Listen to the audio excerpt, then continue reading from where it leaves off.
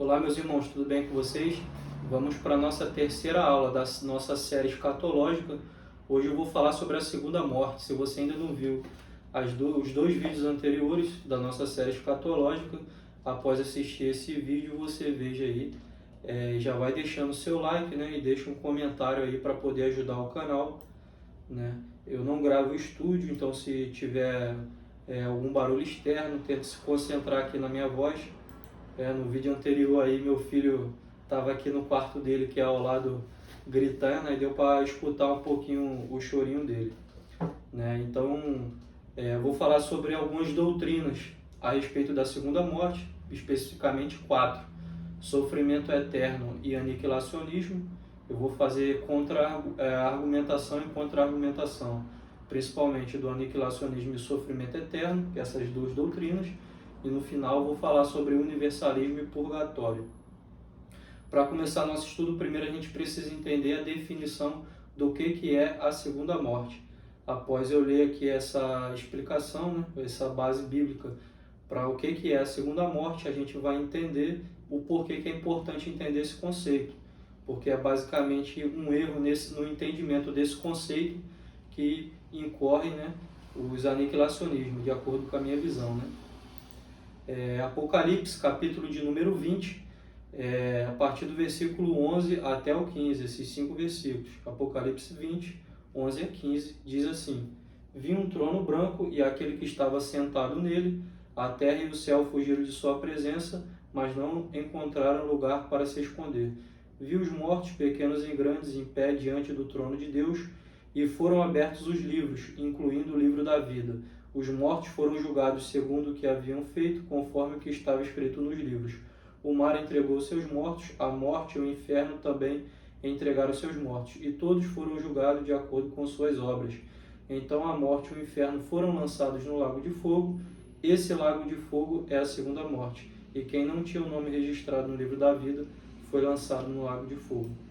Então, o que é a segunda morte? A segunda morte é ser lançado no lago de fogo. O que é a primeira morte? A primeira morte é a destruição do corpo.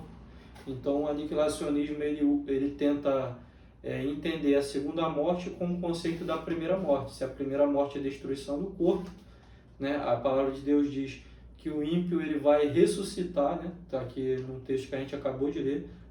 O inferno vai dar os seus mortos, o mar, a terra vai dar os seus mortos.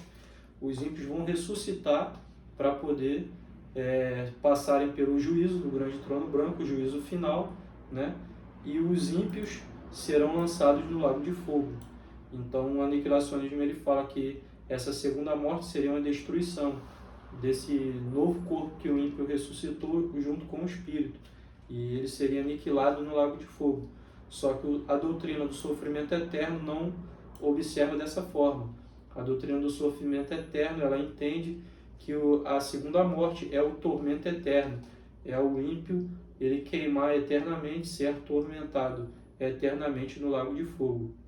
Aqui eu vou começar a ler algumas passagens bíblicas que são argumentos para a doutrina do sofrimento eterno, e depois eu vou falar um pouco sobre a contra-argumentação dos aniquilacionistas. Mateus capítulo 5, versículo de número 46, diz assim: E irão estes para o tormento eterno, mas os justos para a vida eterna. Então aqui fala, né, que o ímpio vai ser para o tormento eterno e o justo para a vida eterna. A contra-argumentação dos aniquilacionismos é falar que a palavra no original usado aqui para tormento eterno nesse versículo é a palavra colasses, que não significa tormento, significa punição. A palavra que realmente significa tormento no original é a palavra basanismos, é uma outra palavra, né? Então, o argumento aniquilacionista ele tenta dizer que aqui está dizendo que é uma punição eterna, uma punição com a consequência eterna, né? E não exatamente um tormento eterno. Uma outra contra-argumentação aniquilacionista é que a vida eterna, né, é uma prerrogativa exclusiva dos santos, dos salvos, né? O salvo que vai viver eternamente com Jesus Cristo. eles acabam dizendo, né, que o ímpio no lago de fogo também teria vida eterna, né? Só que na verdade o texto que nós lemos sobre o juízo final fala que a segunda morte é ser lançado no lago de fogo para o tormento eterno, né? E vai queimar eternamente. E estar no lago de fogo, isso não é vida, né? Assim que quem acredita na doutrina do sofrimento eterno enxerga, né, essa situação. E o argumento aniquilacionista, ele fala que o ímpio ele estaria tendo uma vida eterna no inferno se ele não morrer, né? Se ele não for aniquilado no tormento eterno. Então ele fala que a morte seria num sentido figurado, né? Não seria destruído, né? Mas principalmente, né, uma controvérsia na visão da definição do que é a segunda morte, né? Vocês verem os argumentos aniquilacionistas, é porque eles acreditam que segunda morte é realmente ser aniquilado, né? Como é o corpo carnal na primeira morte. Mais uma argumentação de quem acredita na doutrina do sofrimento eterno. Eu vou ler aqui a passagem que se encontra no Evangelho de Marcos, capítulo 9, versículos 43 e 44. Diz assim: e se a tua mão te escandalizar, aqui também Mateus 5 fala sobre isso. O Marcos é um evangelho sinótico ao evangelho de Mateus, assim como o evangelho de Lucas, né? Então tem passagens que se repetem, né? Histórias que se repetem na visão diferente de cada um dos evangelistas.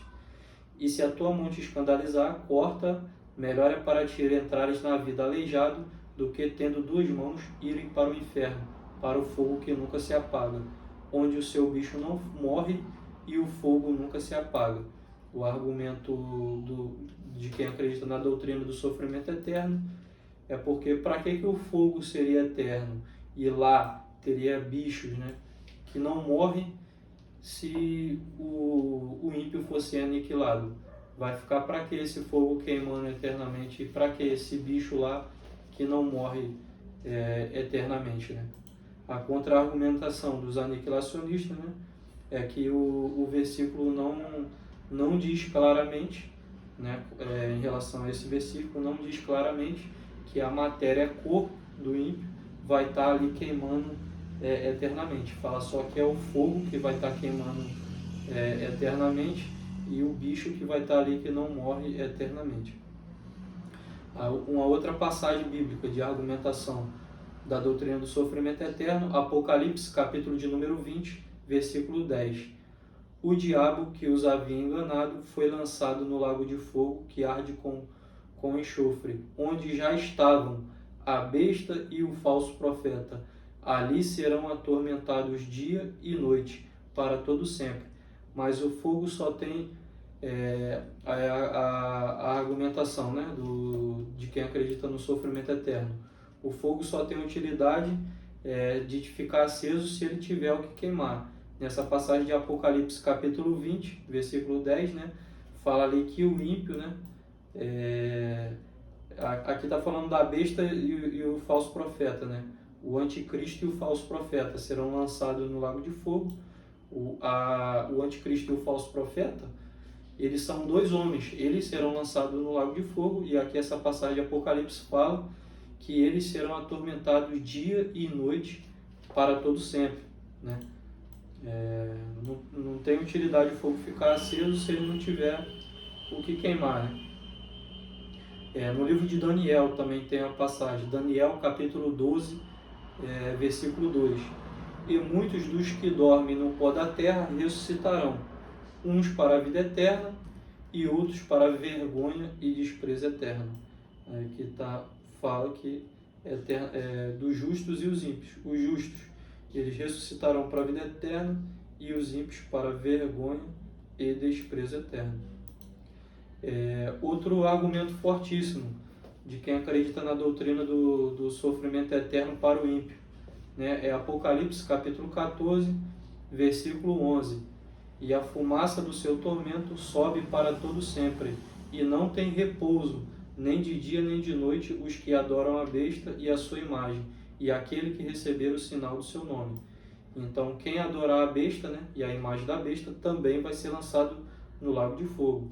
A besta aqui que eu falo, né, é o anticristo. O anticristo é a besta do mar, né, e o falso profeta é a besta da terra. Então, quando eu estiver falando aqui da besta, eu estou falando de um homem, de dois homens, né, o anticristo e o falso profeta.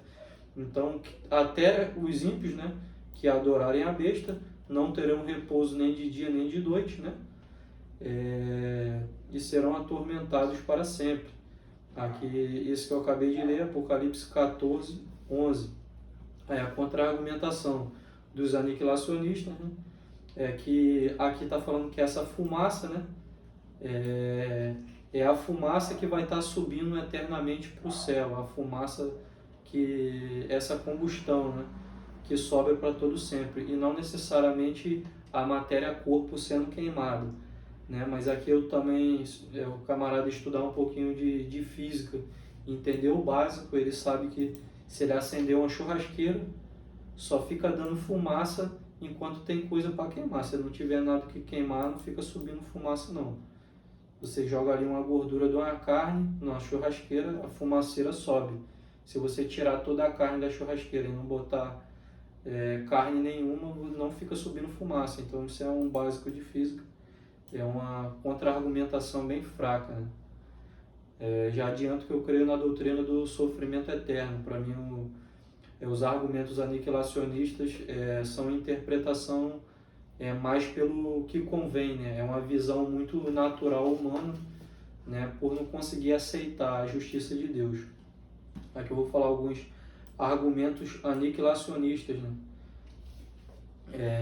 Os aniquilacionistas, eles acham que é injusto o ser humano ele pecar ali por uns 80 a 100 anos na Terra e ter uma punição que dure a eternidade, né? Essa é na visão da justiça humana, né? É uma visão de quem questiona a justiça de Deus, não consegue enxergar a justiça de Deus, né?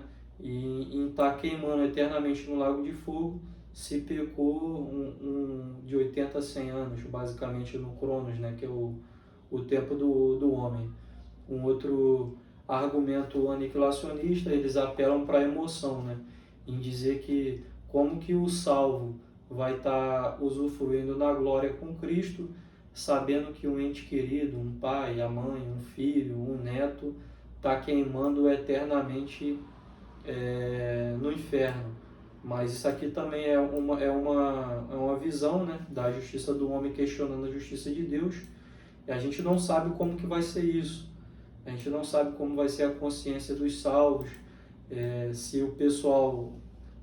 eu não acredito que o salvo vai ficar entristecido com isso emocionalmente, né? Porque a própria palavra de Deus diz que não haverá nem tristeza, nem dor, nem sofrimento na eternidade. Então eu já acho que esse argumento aqui, sem base bíblica, cai por terra, né? E um outro argumento dos aniquilacionistas é que não é impossível um corpo humano suportar o fogo eternamente sem ser consumido, né? Mas a Bíblia não fala como que vai ser esse corpo do ímpio, né? Fala só que o corpo do justo vai ser glorificado, vai ser um corpo glorificado assim como o de Cristo, vai ser um corpo revestido de incorruptibilidade, um corpo puro, santo, né? Como o de Cristo, e um corpo revestido de imortalidade, um corpo imortal, que o salvo vai receber.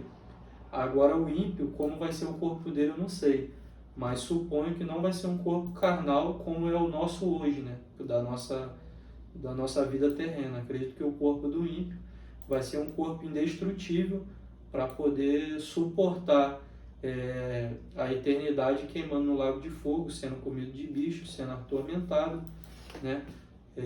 Envergonhado eternamente, para vergonha e desprezo eterno, né? Mas isso é uma visão minha, não sei como vai ser, porque a Bíblia não deixa claro como vai ser esse corpo, mas provavelmente para poder suportar queimar na eternidade vai ser um corpo diferenciado, não vai ser um corpo como é o nosso corpo hoje, assim como o corpo do santo na ressurreição dos justos, não vai ser um corpo material igual ao nosso. Até porque carne e sangue não pode herdar o reino dos céus. Jesus, quando ele ressuscitou e ascendeu aos céus, então o corpo de Jesus já transcende o que a gente entende de carne e sangue. É um corpo diferenciado, incompreensível para nós, porque não foi dada explicação de como é esse corpo glorificado de Cristo. Agora eu vou entrar um pouco aqui sobre o universalismo. O que é essa doutrina do universalismo? A doutrina do universalismo, ela entende que Jesus morreu para salvar todos os homens. Ela entende que todos os homens serão salvos, independente de qualquer coisa, né? A doutrina do universalismo era decorrente da doutrina do purgatório. O universalista, ele crê que Deus vai salvar todos os homens, ninguém vai ser condenado, ninguém vai para o inferno e ser destruído, todos os homens vão ganhar a vida eterna. Só que essa doutrina ela esbarra em vários conceitos bíblicos, vários ensinamentos bíblicos de Jesus, dos apóstolos, né? Porque a Bíblia fala da segunda morte, né? Então, o texto que a gente leu do livro de João já fala da segunda morte, que é ser lançado no lago de fogo, né? Então, essa já entra em contradição, essa doutrina do universalismo, né? Eu não vou me aprofundar muito no conceito dela, não. É só para os irmãos saberem que existe essa doutrina do universalismo, né? Não teria nem sentido ter um inferno, né? A Bíblia falar sobre inferno se todos os homens fossem ser salvos. Aí eu vou falar um pouquinho aqui sobre o purgatório. O purgatório é uma doutrina católica, né? Que existiu na Igreja Católica. Foi criado pelo Papa Gregório o Grande, finalzinho do século VI, início do século VII, por aí mais ou menos, né? E a passagem bíblica que eu vou ler aqui sobre o purgatório se encontra no Evangelho de Mateus, capítulo de número 5, versículo 25 e 26. Aqui são os versículos mais próximos pelo que a gente entende da Bíblia, né? Que faz alguma referência ao purgatório. E só esse versículo que eu entendo aqui que dá a entender, né, um local transitório, né, que é o purgatório. O purgatório é um local de transição, que não é nem o céu nem o inferno, é um local de transição onde os ímpios, os salvos, ele não estava totalmente santo para poder ser salvo e ir direto para o céu, mas ele não foi tão pecador, tão incrédulo, a ponto de ser condenado para ser lançado no inferno. Então ele vai para esse local chamado purgatório intermediário, se purificar, pagar dos seus próprios pecados através do sofrimento, e depois ele vai para o céu, depois ele é aceito no céu. Essa é assim que é a visão de quem acredita na doutrina do purgatório. Em Mateus 5, 25 e 26 diz assim: entra em acordo sem demora com o teu adversário, enquanto estás em caminho com ele, para que não te suceda que te entregue ao juiz, e o juiz te entregue ao seu ministro, e seja posto em prisão. Em verdade te digo, dali não sairás, até te teres pago o último ceitil.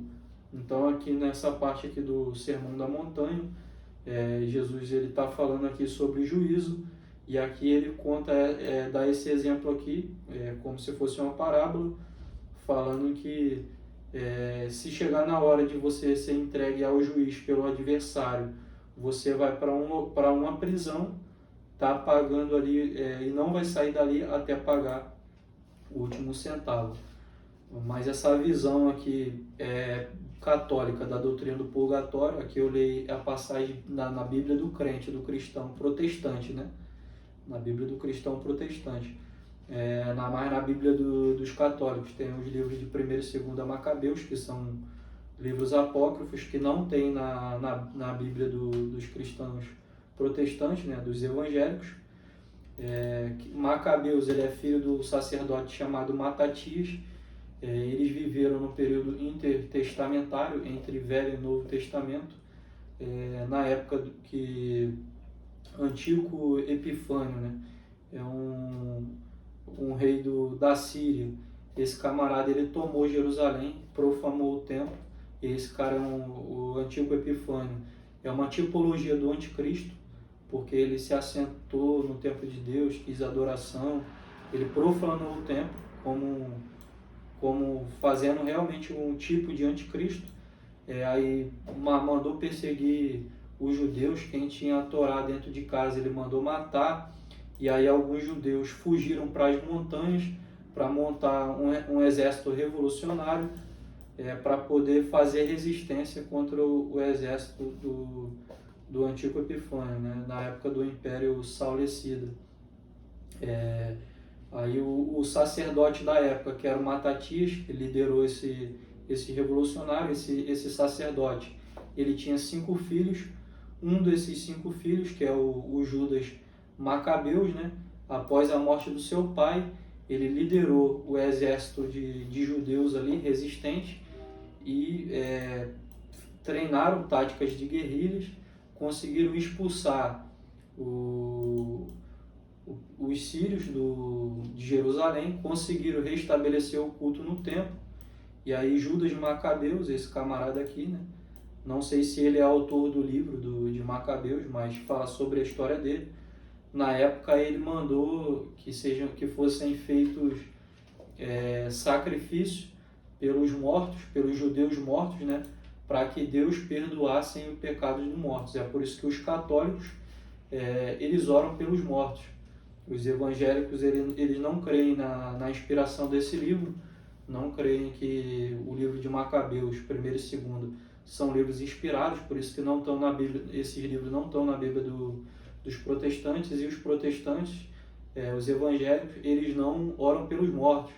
Ele crê que morreu, o homem é ordenado morrer apenas uma única vez, depois disso segue-se o juízo, não adianta nada orar pelos mortos, por mais que a gente tenha aquele desejo no coração de que nosso ente querido, que aquela pessoa que morreu, que ela vá para o céu, né? Mas depois que ela morreu, não adianta mais eu fazer a oração pelo perdão dos pecados de quem já morreu. O que ela deveria fazer era enquanto estava em vida. Então, essa prática que o Macabeus fez, né, é utilizada como base bíblica para poder apoiar que se Macabeus ele orou pelos mortos e ofereceu sacrifício para que Deus perdoasse os pecados daqueles ali que morreram, porque haveria essa possibilidade de perdão depois dos mortos, né? Como dando base para a doutrina do purgatório.